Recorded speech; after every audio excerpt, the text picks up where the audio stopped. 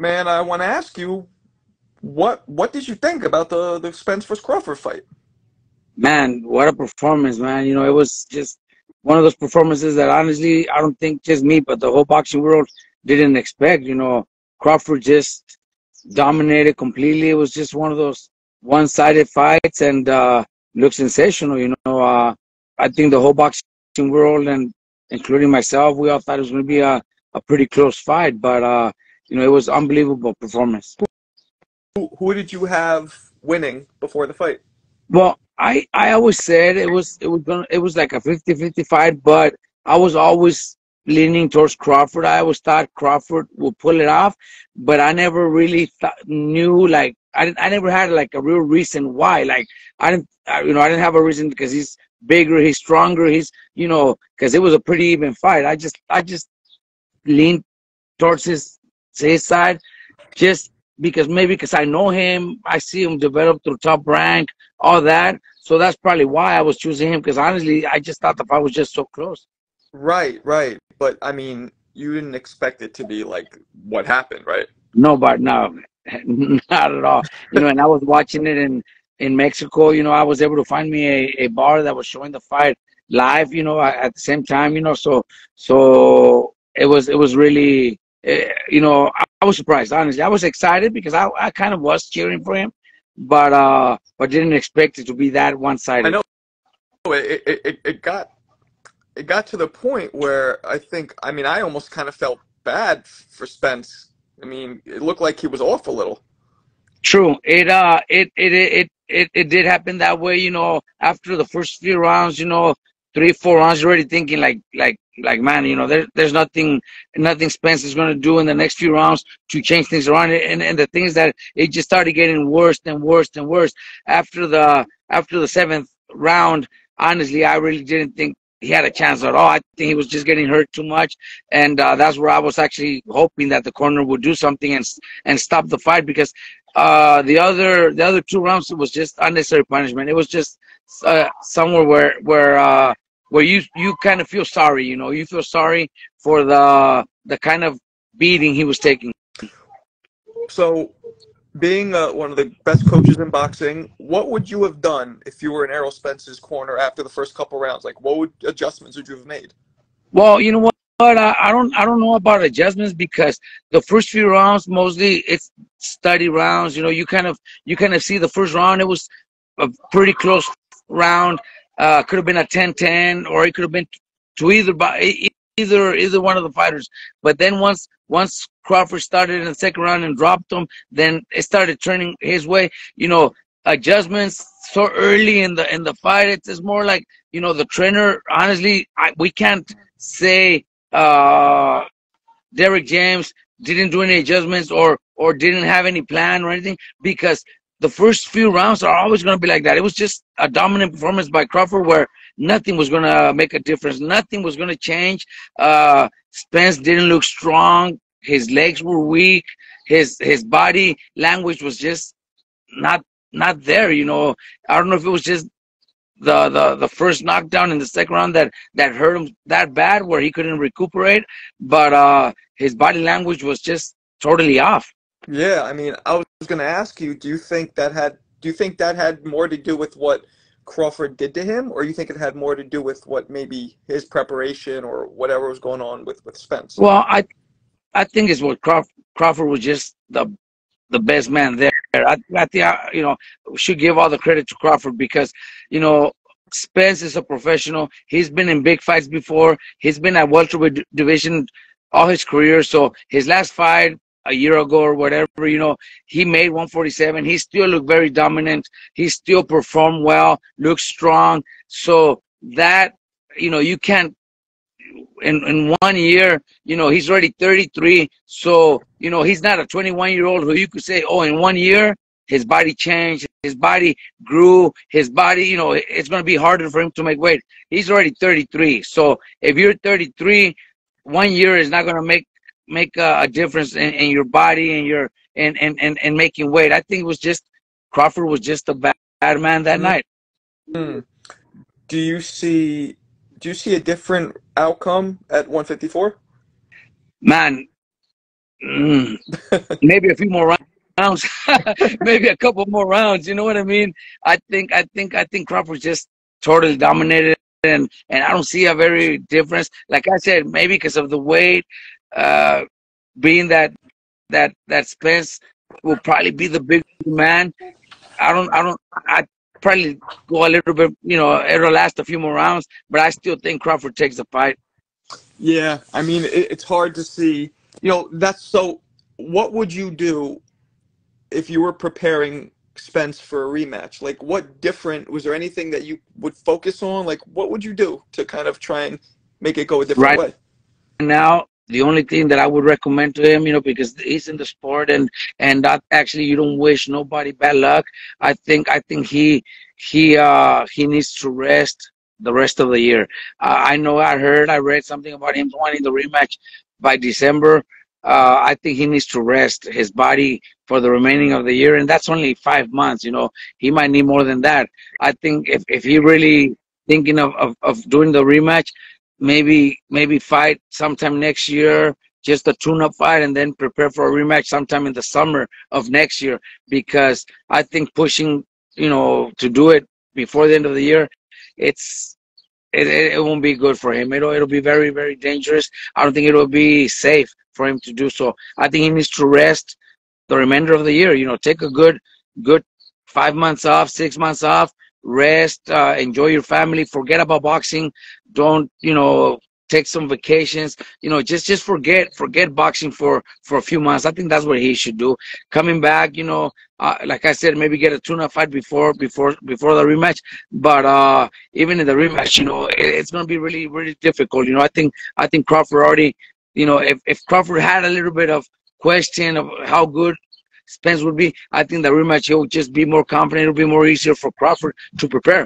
I think there's a lot of work to be done, but he's got a great team. He's got a great trainer that has done great job with in other fights. He's adjusted well in other fights.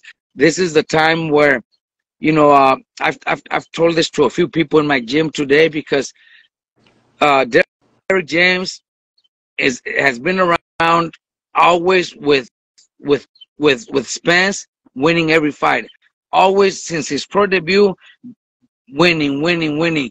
And he also has Charles Martin, or I think it's Charles Martin, or I don't think I have his wrong. I think it's Martin. Frank Martin. Frank Martin. There you go. Frank Martin, who is also winning. And then he picked up Charlo, who's also winning and winning fights.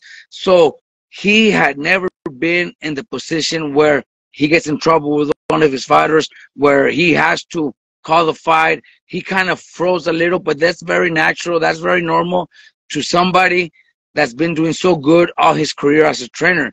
It happens to everybody. It happened to me. It happens to everybody, where you're winning, and there's, you've never been in a situation where you're in a fight that you're looking, really bad, and your fighter's losing the fight, and you kind of don't really know what to do, don't know how to make a decision. And I think that's exactly what happened. But this is gonna make might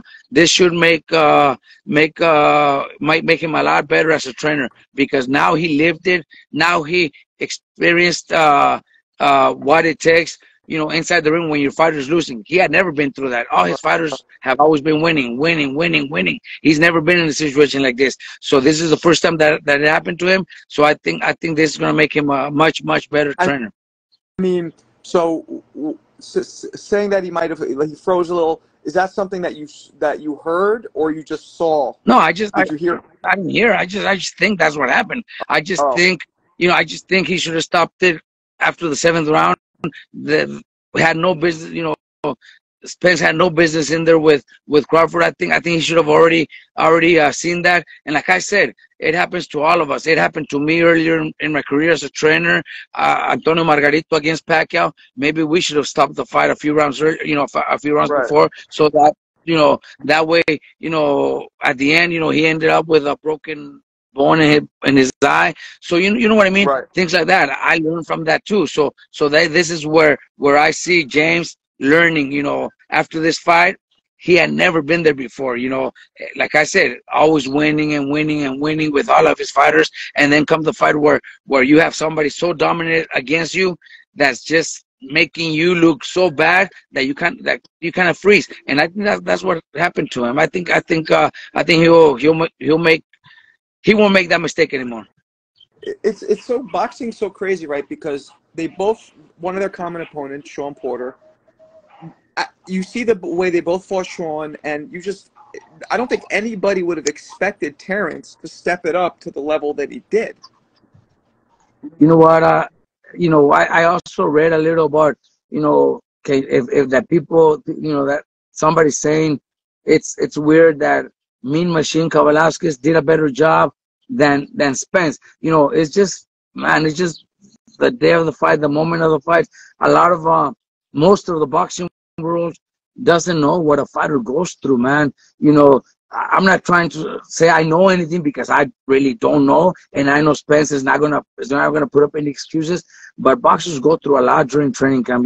They all do their medicals 2 months before the fight, so everything's clear. Doctors clear them. Their head is good, their blood is good, everything's good. But 2 months of training, they're sparring every day. They spar a lot.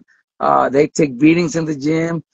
Sometimes fighters get knocked down in the gym. Sometimes fighters get knocked out in the gym. Sometimes fighters get injured. Injuries happen in the fight. Sometimes fighters get sick and they stop training for 2-3 days and then come back to prepare for the fight. A lot, fighters go through a lot during training camp, but that's not, something the boxing world knows. So who knows? Honestly, something could have happened to Spence because nobody expected that. And I want to give all the credit to Crawford because he performed very, very well. I don't want to, I'm not the one to put up excuses because I wasn't even in that camp and I have nothing to do with Spence. But in boxing, a lot of those things happen, man. It's just crazy the way boxing is. What people don't see, like I told you, the fighters take their medicals 2 months before the fight, but then for two months, you're going to take beatings in the gym. And a lot of times fighters fight with a concussion. It's happened before. That's why we see a lot of injuries. Yeah. I mean, so do you think there should be a rematch? You know what? Just to get Spence, mindset, think, because I'm pretty sure Spence can't even believe what happened. Spence doesn't believe, can't believe, and didn't never expected this. Not only Spence, but Derek James and the whole team. So yes, I think there should be a rematch. I don't think there'll be much of a difference, but in the rematch, I'm pretty sure the ref, the doctor, already knowing what happened in the first fight, especially Derek James, will be a little more aware of when it's time they got to stop it. But just for Spence's own feel in his heart and in his mind, he should do the rematch. Not now, not in December, like he said. I think he needs to take the rest of the year off and maybe sometime next summer go after the rematch. But I think he deserves it because honestly, it was supposed to be a 50-50 fight, and it totally went the other way around, where nobody expected. I'm sure Spence didn't expect either. So if he thinks something went wrong or he could do something better, why not do the rematch? Right. You gave good advice to wait. The problem is, and you know this, you were a fighter, it eats away probably badly that first loss. So it's hard for him to stop and be like, let me just rest. I got to get right back on that horse. Well, he knows, resting doesn't mean he has to stop, obviously from fighting and sparring, but an athlete, especially a fighter like him, who's always been dedicated, he'll continue training, but, just stay away from boxing, stay away from sparring, stay away from fights, just go to the gym and get your workouts, take vacations, go running in your vacations, stay in shape. But honestly, I don't really think it's a good idea for him to fight anytime this year anymore. Yeah, I mean, you're probably right. Can you think of another mega fight that was so one-sided? Goddamn! Right now, out of my mind, not really. I don't know if you have any in mind, but yeah, I don't think anything like that. Pacquiao De La Hoya, maybe similar, but not even. Yes, Pacquiao De La Hoya, because that was also one of those huge fights, and Pacquiao just dominated, in the same matter, So yeah, that's another one. Yeah, that's another one that happened the same way, and that right there, I think it was Oscar already looking towards the end of his career. I think Spence still wants to continue fighting, think Spence still wants to get revenge. I don't think Oscar had any desire to get back in the room with Manny Pacquiao, so that's the difference. I think Pacquiao was, I mean, I think Oscar De La Hoya was already at the end of his career, already, thinking if I lose this fight, maybe that's going to be, the end of my career. I think Spence is not, it's not nowhere near that. I think Spence is thinking he wants to come back and become champion. And he could rightfully, he could do that. He's still young, he's still hungry. So I just recommend him take some time off and rest his body pretty good, and then come back next year. Can a fight like this leave permanent damage, permanently change Spence in any way? It's happened to other fighters. It has happened to other fighters. Will we know if it'll do that to Spence? We'll know whenever he fights again. He could fight a tuna fight and look pretty bad, maybe get hurt, maybe don't perform the way he was performing before. So all that could happen, definitely. But we'll see it until he gets back in the ring. So let me ask you this. What do you think about Boots Ennis fighting Crawford instead? Okay, can you repeat that again? What do you think about Jerron Boots Ennis fighting Crawford instead? Well, that would be a great fight. Boots Ennis is the top welterweight in the division right now, besides the champion, obviously. I think it would put up a great fight. I would still pick Crawford to win the fight. It definitely will be a great fight. It's a very challenging fight for Crawford. I think Crawford, as the undisputed champion now, will look for the huge fights, the huge paydays, maybe move up in weight, challenge Charlo. If Charlo gets back down to defend his titles after the Canelo fight, I think that'll be way bigger, and that's probably what Crawford will probably go after if Spence, right away from boxing for a little bit.